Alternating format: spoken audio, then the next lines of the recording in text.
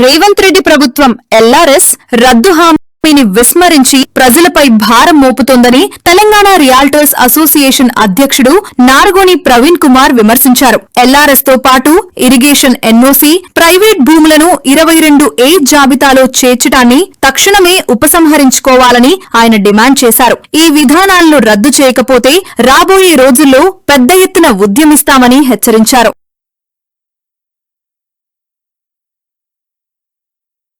నారగోని ప్రవీణ్ కుమార్ గారు చెప్పండి. ముఖ్యంగా తెలంగాణ రియాల్టర్ అసోసియేషన్ అధ్యక్షుడిగా మీరున్నారు. ముఖ్యంగా దీని ఎఫెక్ట్ ఇప్పటికీ 3 గవర్నమెంట్లు మారిన నేపథ్యంలో దీని ప్రభావం ఎలా ఉంది?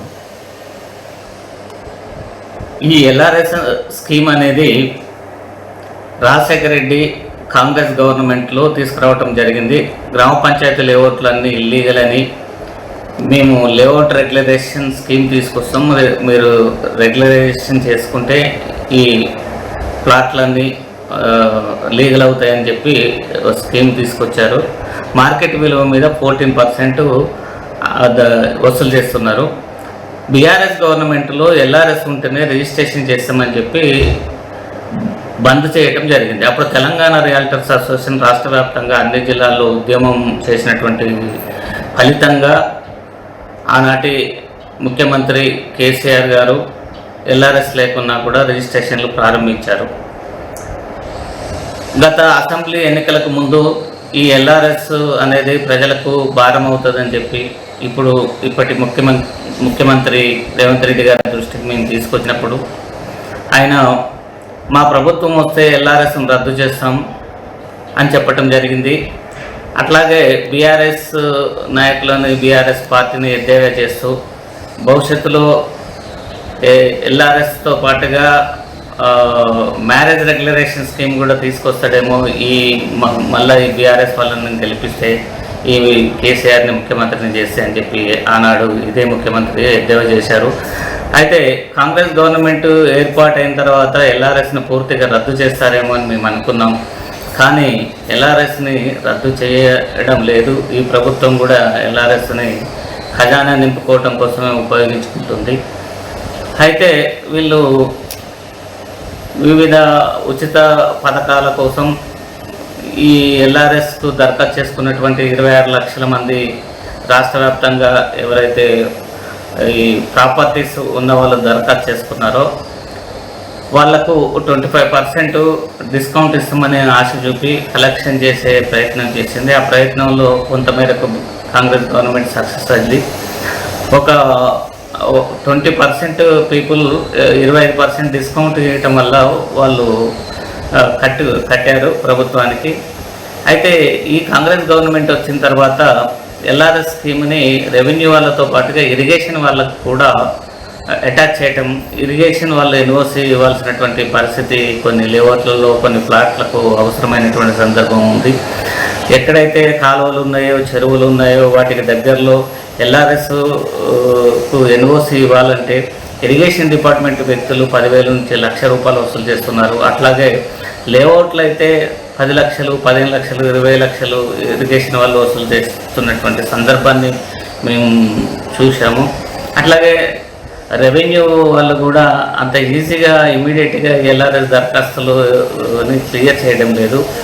ఈ ఇరిగేషన్ వాళ్ళు ప్లస్ రెవెన్యూ వాళ్ళు క్లియర్ చేసినా కూడా మున్సిపల్ వాళ్ళు ప్రొసీడింగ్ ఇవ్వడానికి ఆలస్యం చేయటం వలన ఈ ఆదరణ కోల్పోతుంది. ఇమీడియట్గా యాక్షన్ తీసుకొని ఎవరైతే పూర్తి ఎల్ఆర్ఎస్ పేమెంట్ కట్టారో వాళ్ళకి ప్రొసీడింగ్ రావడానికి నెలలు, సంవత్సరాలు పడుతుంది. ఇప్పటికీ 2 సంవత్సరాల నుంచి పూర్తిగా ఎల్ఆర్ఎస్ అమౌంట్ చెల్లించినా కూడా ప్రొసీడింగ్ రాని సందర్భాలు ఉన్నాయి. అంటే ముఖ్యంగా దీన్ని మీరు ఈ ఎల్ఆర్ఎస్ వల్ల అసలు గవర్నమెంట్ లక్ష్యం ఏంది? ఎల్ఆర్ఎస్ అనేది ఖజానా నింపుకోవటం కోసమే, గవర్నమెంట్కి ఇంకేం లక్ష్యం లేదు. ప్రజల మీద భారం మోపారు. 14% మార్కెట్ విలువ మీద తీసుకోవటం అంటే చాలా లక్షలలో ఒక్కొక్క దరఖాస్తుదారుడు కట్టాల్సినటువంటి పరిస్థితి ఏర్పడింది. ఫర్ ఎగ్జాంపుల్ ₹1,00,00,000 మార్కెట్ వాల్యూ ఉందనుకోండి మీ ప్రాపర్టీ, దానికి 14% అంటే అప్రాక్సిమేట్లీ ₹14 లక్షల ఎల్ఆర్ఎస్ కట్టాల్సిందే. పర్మిషన్ పోయినప్పుడు ఎల్ఆర్ఎస్ తీసుకుంటున్నారు, ప్లస్ పర్మిషన్ ఛార్జెస్ తీసుకుంటున్నారు. అంటే మీరు ఒక ప్రాపర్టీ కొనేటప్పుడు రిజిస్ట్రేషన్ రూపంలో ప్రభుత్వానికి చెల్లించాలి 7.5% మార్కెట్ వాల్యూ మీద, ఆ తర్వాత ఎల్ఆర్ఎస్కు 14% చెల్లించాలి, ఆ తర్వాత అక్కడ ఉన్నటువంటి మార్కెట్ వాల్యూ మీద పర్మిషన్ ఛార్జెస్ కూడా చెల్లించాలి. అంటే 3 రకాలుగా ప్రజల నుండి, ఒక ఇల్లు కట్టుకోవాలనుకున్న ప్రజల నుండి ప్రభుత్వము కలెక్షన్ చేస్తుంది, ఖజానా నింపుకుంటుంది.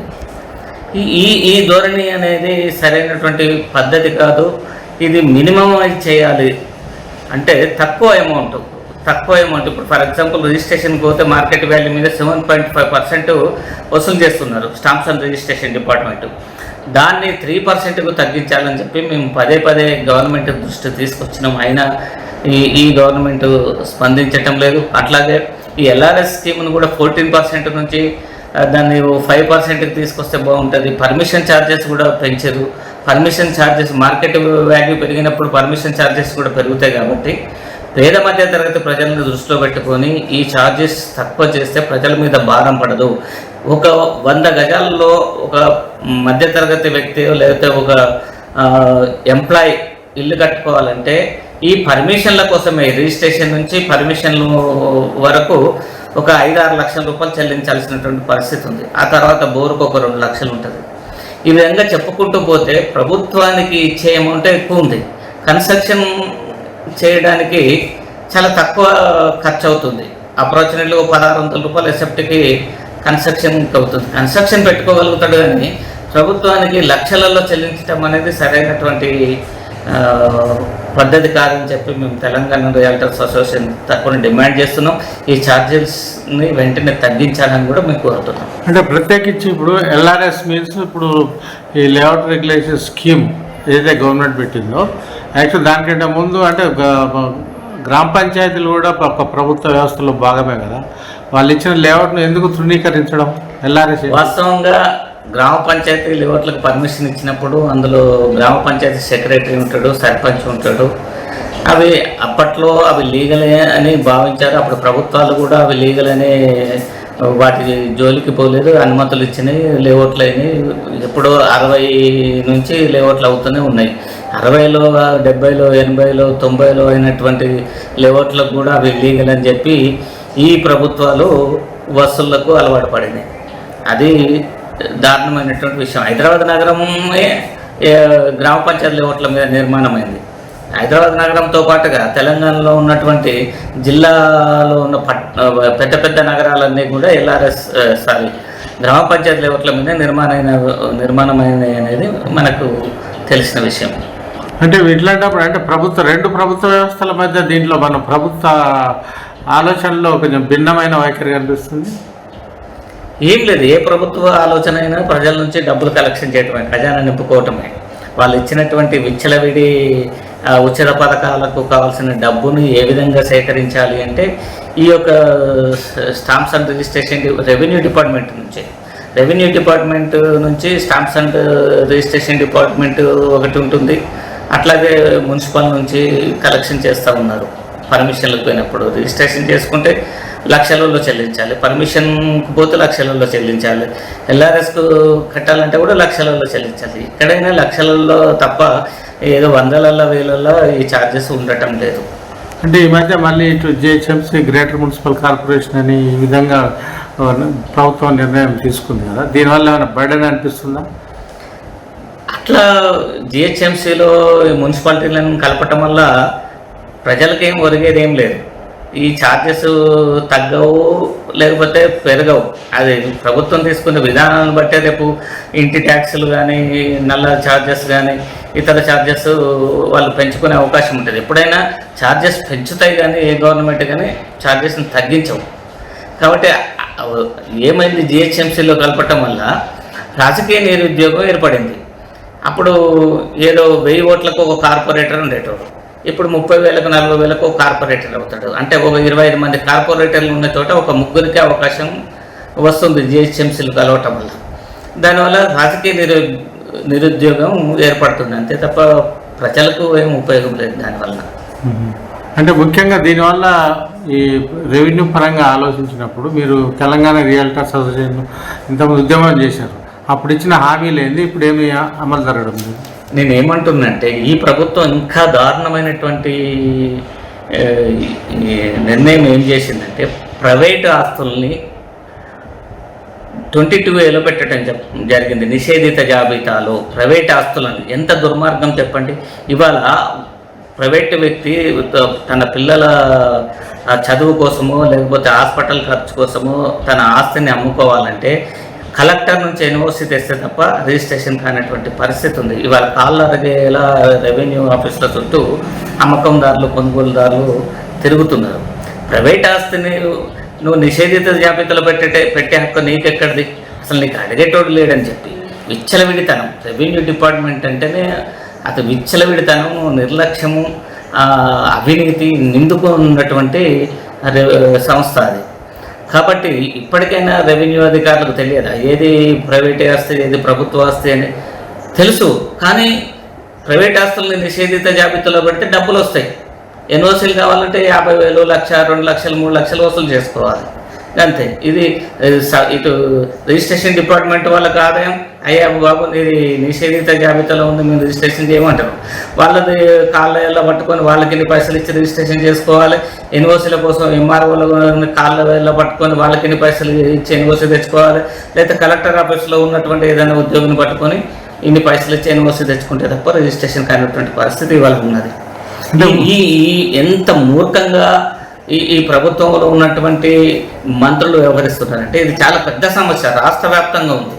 ఈ రాష్ట్ర వ్యాప్తంగా కొన్ని లక్షల ప్రాపర్టీస్ని నిషేధిత జాబితాలో పెట్టి తమాషా చేస్తున్నారు. ప్రజల జీవితాలతోటి చెలగాటమాడుతున్నారు.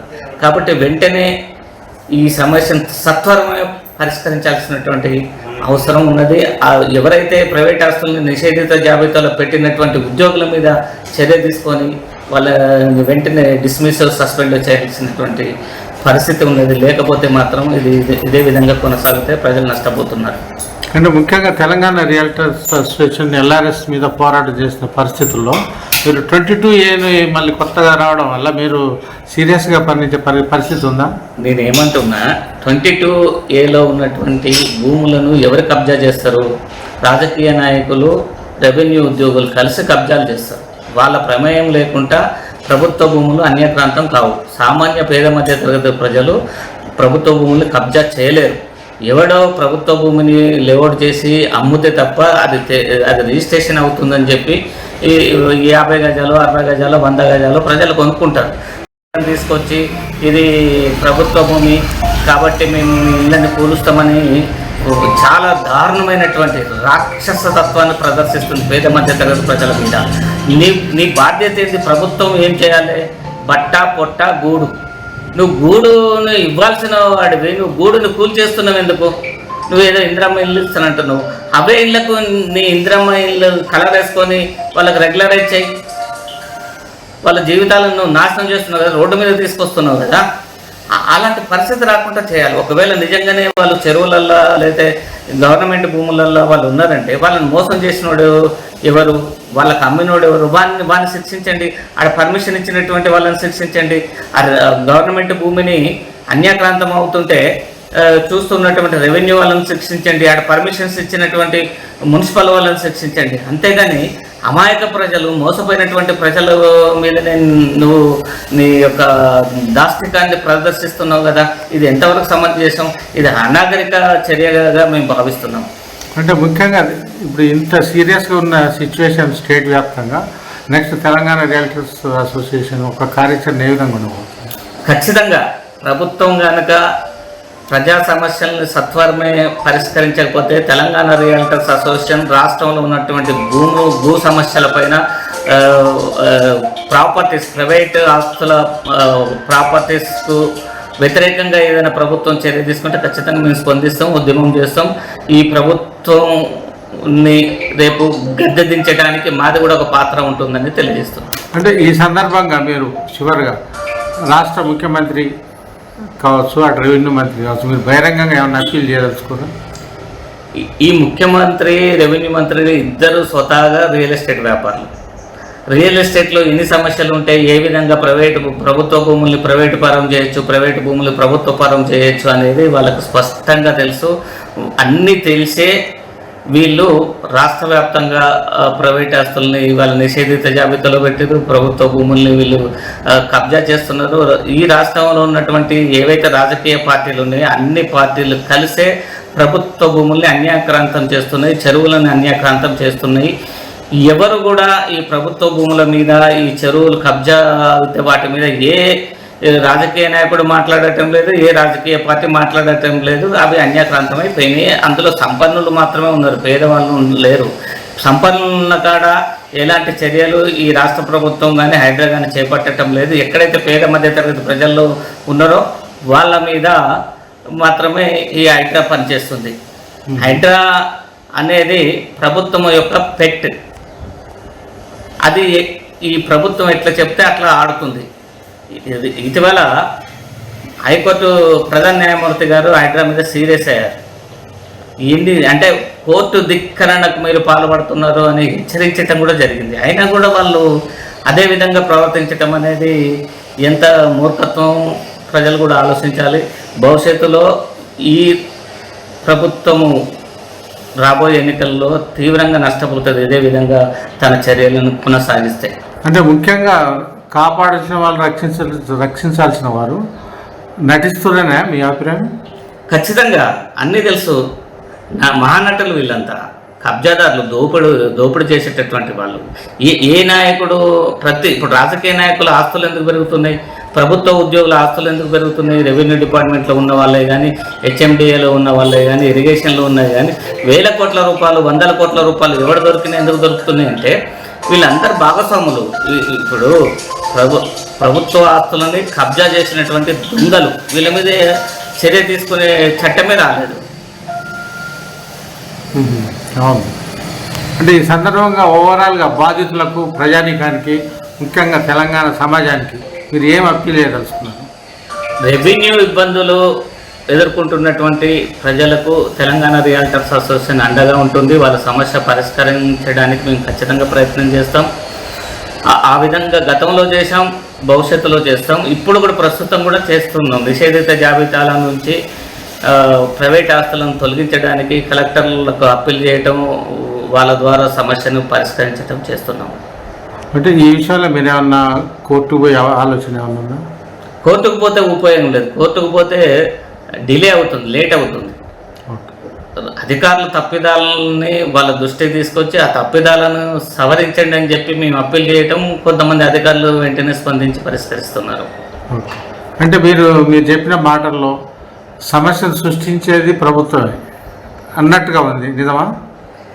సమస్యను సృష్టించేది వాళ్ళే, వాళ్ళ ఆఫీసుల చుట్టూ తిప్పుకునేది వాళ్ళే, సమస్యను పరిష్కరించటం కోసం పైసలు వసూలు చేసేది కూడా వాళ్ళే. అంటే ఇలాంటి తీవ్రమైన సిచ్యువేషన్ మీ సర్వీస్లో గతంలో ఎప్పుడన్నా చూసారా? ఇంత దారుణమైనటువంటి వ్యవస్థనైతే చూడలేదు. చాలా దారుణం కదా. ఇప్పుడు మీ ఆస్తిని ప్రభుత్వం నిషేధిత జాబితాలో పెట్టిందంటే మీ గుండెల్లో రైళ్లు పెరుగుతాయి, బీపీ షుగర్లు పెరుగుతాయి, ఆగమవుతూ ఉంటారు. మీ అత్యవసరం ఏదైనా మీకు ఉంటే, మీ మెడికల్ ఖర్చు చేయాలన్నా, లేకుంటే విద్యార్థుల ఫీజులు కట్టాలన్నా కూడా మీరు అమ్ముకోవడానికి అవకాశం లేకుండా అయిపోయింది కదా. మరి మీ సామాన్యుడిని కలెక్టర్ కలుస్తాడా, ఎంఆర్ఓ కలుస్తాడా, కలిసిన పరిష్కరిస్తారా? ఎట్లా అవుతుంది ఇది? కాబట్టి జరిగిన తప్పిదాన్ని వెంటనే ప్రభుత్వం కానీ, రెవెన్యూ ఉద్యోగులు కానీ గుర్తించి సవరించాల్సినటువంటి బాధ్యత వాళ్ళ మీదనే ఉంది. లేకుంటే భవిష్యత్తులో వాళ్ళే తీవ్ర పరిణామాలు ఎదుర్కోవాల్సి వస్తుంది. ఓకే, ధన్యవాదాలు నారాయణ ప్రవీణ్ కుమార్ గారు. Thank you.